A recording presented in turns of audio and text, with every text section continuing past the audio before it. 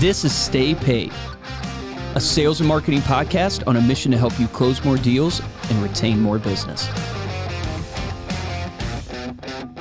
Welcome to another Silver Dollar episode of Stay Paid. My name is Joshua Stike. And I'm Luke Akery. And today we are going to be talking about motivation. Get motivated, Get motivated. People. It's an ever increasingly popular topic that continues to capture people's attention through outlets like social media, YouTube, motivational speakers, self-help books, and the list goes on. But what exactly is motivation? And is everybody motivated in the same way? Sneak peek. Spoiler alert. No.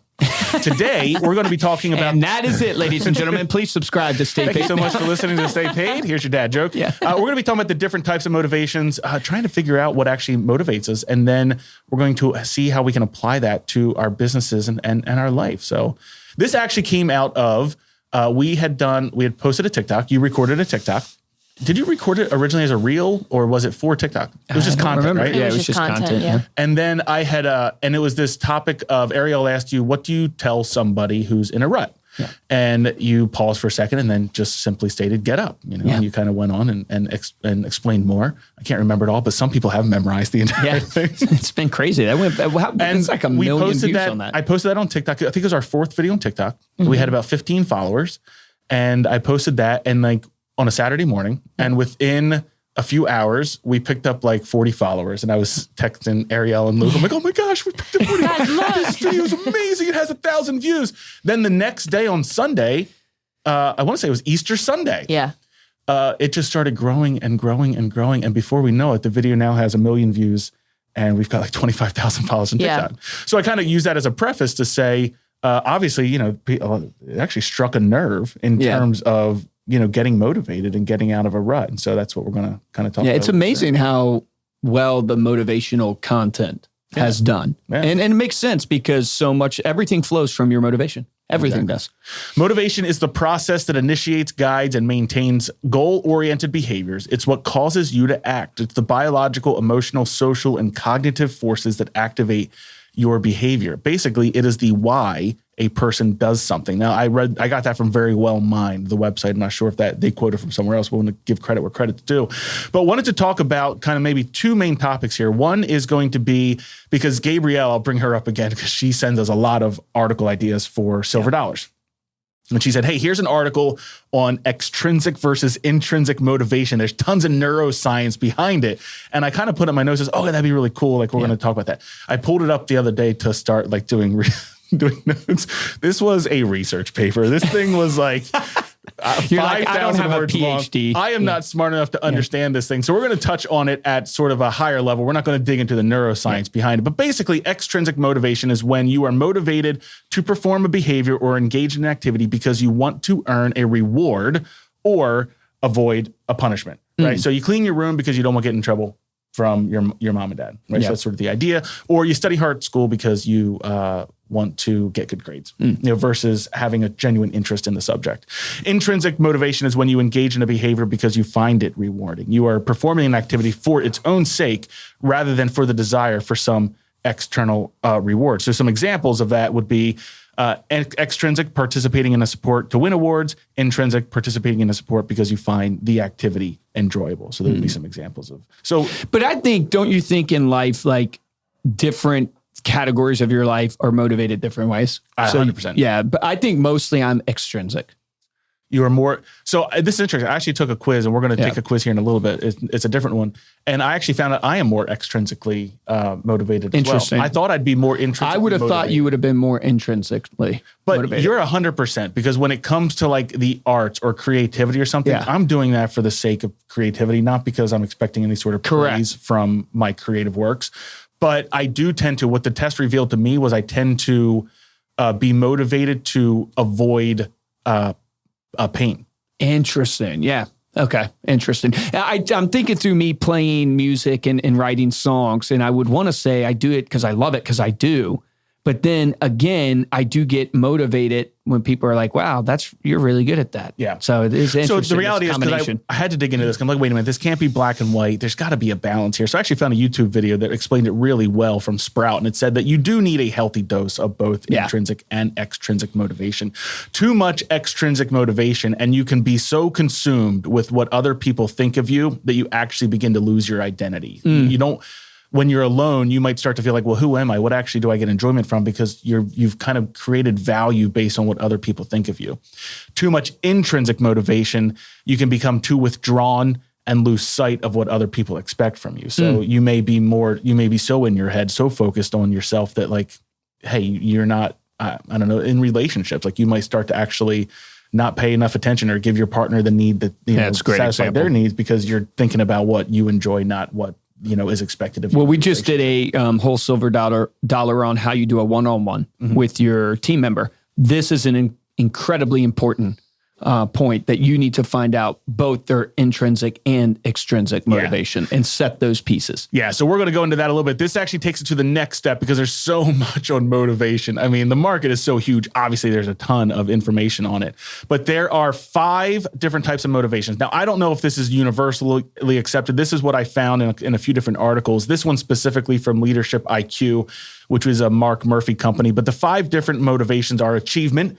So these are people with a high need for achievement. They seek to excel not by being better than others, but by continually reaching for a higher level of personal best. They want difficult goals that demand intense effort and challenge them in new ways. As I'm reading through these, think about, what might relate to you, because once you understand what motivates you, you understand what opportunities look like. And how to activate your prey drive. Yes. Second one is power. So these people don't necessarily want to rule the world, but they do want to be recognized for being influential. They love being in charge and would choose a high-ranking title over money. Interesting.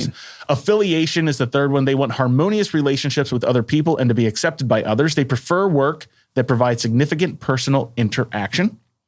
Security, these people look for continuity, consistency, and predictability in their job, work, and pay. They're driven by guarantees and may prefer to stay in the same company, position, or department because they dislike change. And then the final one is adventure. These people are motivated by risk, change, and uncertainty. They don't mind failure if they are given the chance to try again, and they jump at the opportunity to be the first to do something new. So I took a test. I wanted to do this. We're going to do this live on the show. Oh boy, you do it with us. 14. Yeah, do this with us. Wait, how do they do it? How do they do it? We'll have to include the link in the show notes. Yeah.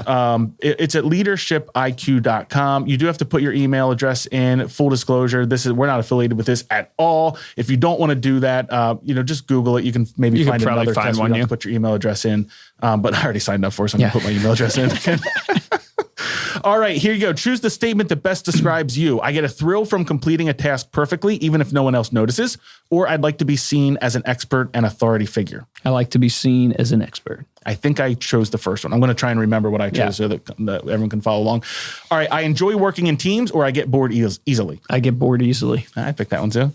I am motivated by a strong desire to succeed in every task I take on, or it's important to me to like the people I work with. I'm motivated to succeed.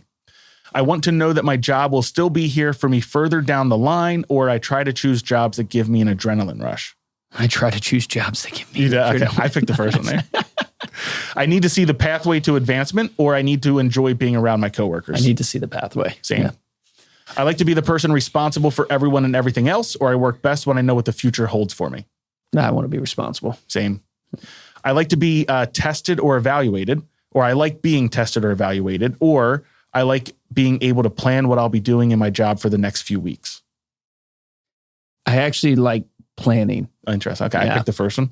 Yeah. Being in charge feels great, or I'm excited to take on tasks and projects that are nothing like I've ever done before. It's a tough one because it kind of relates to both. I kind of related to both. Yeah. I'll go with the in charge. In charge, okay. Yeah. When I find work enjoyable, it is because I'm around people I like, or I'm happy when I know my job is secure. Around people I like. I pick security. I want the work I do to be above and beyond what is asked of me, or I like the adrenaline rush that comes from doing new things and being on the cutting edge. Above and beyond. Really? Okay, interesting. All right. Well, this is for research purposes. So let me skip through this real quick. I love it. You love your job, by the way. Why is it asking what color my eyes are? You're in marketing. And you're 35 to 44? 33. 30. Oh, so 25 sorry, I didn't to 34. mean to age you there. That's okay. Everybody does. You go ahead and talk. Fill the dead air for a second. Yep. Josh is filling in this email. So share your results, Arielle. Yeah. So I got the affiliation option, and it's so funny as you guys read through that, I picked probably the exact opposite of what everything that Luke did. Isn't that funny? Yeah. The exact That's why we're a opposite great of that. team. That's true. So What did true. you guess Luke's was going to be? I said power.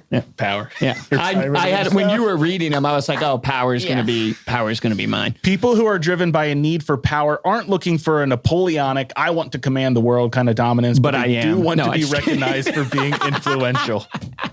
They love to be in charge and will even choose a high-ranking title over money. They want to direct others and hold the authority to make decisions that impact others. The need for power often includes a desire to be revered and followed.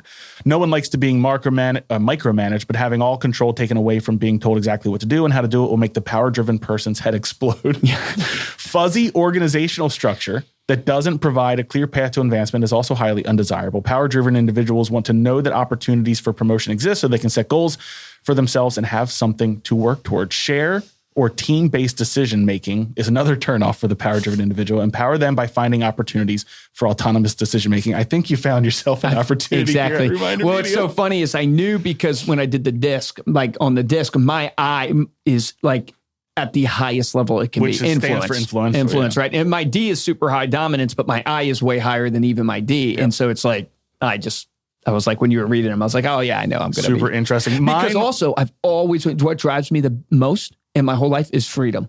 Like I always tell people, you say that all the time. I don't know if I'll ever, fly around in a private jet, like actually, but I want to be able to. Yeah. Like that motivates me to be able to have the freedom to choose what I want to do, when I want to do it, with who I want to do it with, when I want to do it, all that stuff. What if it's chicken and egg, or if like I don't know, the freedom is the result of the work.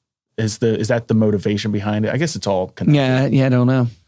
I got achievement. So my primary motivation is achievement. People with a high need for achievement seek to excel. Their hunger for achievement isn't fed by being better than others, but rather by continually reaching for a higher level of personal best. Achievement-motivated individuals avoid low-risk situations because the easily attained success is not a genuine achievement. Instead, they want difficult goals that demand intense effort, that challenge them and grow them in new ways.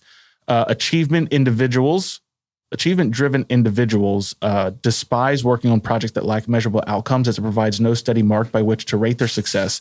Never tell them to do your best. Instead, provide clear, measurable benchmarks and goals. Too easy or repetitive tasks block growth and development and can feel like torture for these individuals. There was one bit in here.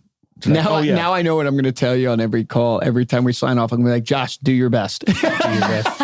Because you'll hate it. This is what I relate to. They welcome constructive criticism, but also they love being evaluated and graded. Yeah, that's interesting. And frequent feedback helps them monitor their progress. They welcome constructive criticism, but also want recognition for their good work via sincere praise that targets specific accomplishments. Wow. So really interesting because it aligns so much. We've talked about the Enneagram. We've talked about other tests that we've done on the podcast, and how there's like a desire for I was going to say desire for judgment. That lines up with your Enneagram 1 to a T.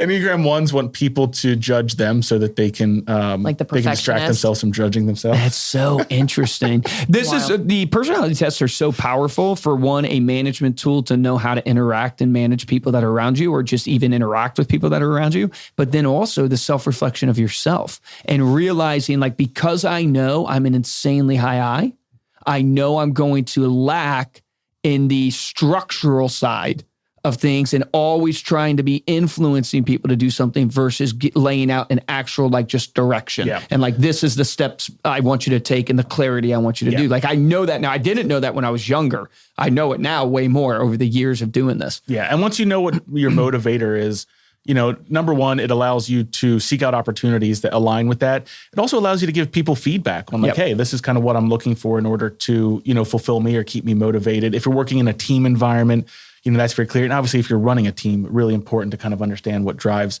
the people on your team.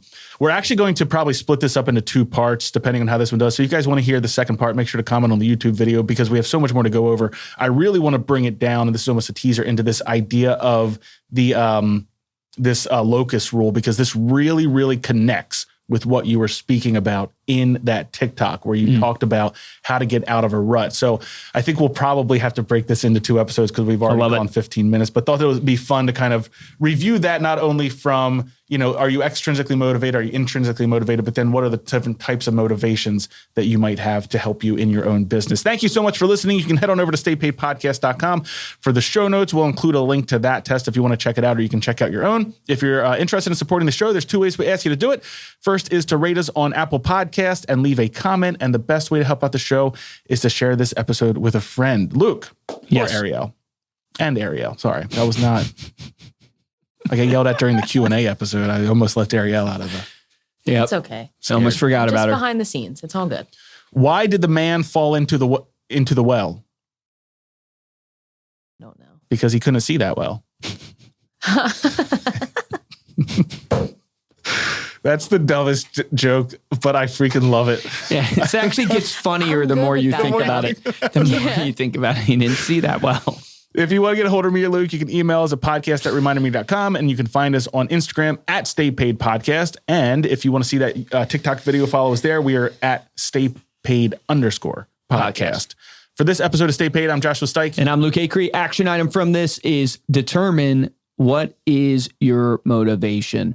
That really is the key. How do you get motivated? Because then you'll now know not only what positions to take and what to go after, but you'll really understand maybe where your weaknesses are. Because, with your strengths also, it reveals your Achilles heel, your weakness. Remember, the difference between top producers and mediocre producers is top producers take action. Take action on that today.